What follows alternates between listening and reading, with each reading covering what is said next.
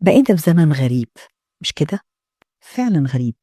القيم الأخلاقية اللي اتربينا عليها بدأت تقل، وأصبح الاهتمام الأكبر عند ناس كتير الفلوس والمظاهر، مش المضمون ولا الأصول ولا حتى التربية. بقينا نشوف ناس هدفها الأول إنها تجمع أكتر وتبان أحسن، حتى لو على حساب راحة البال أو المبادئ اللي المفروض ما نتهاونش فيها. المشكلة إن الكبار نفسهم ساعات بيقعوا في غلطة كبيرة، غلطة ترتيب الأولويات. في منهم بيركزوا إنهم يوفروا لأولادهم كل حاجة ممكن يكونوا اتحرموا منها في سنهم، من غير ما ياخدوا بالهم إنهم قدام جيل محتاج لحد يوعيهم، يحذرهم، يحصنهم، يعلمهم الصح من الغلط، يزرع فيهم احترام الناس والإحساس بالمسؤولية.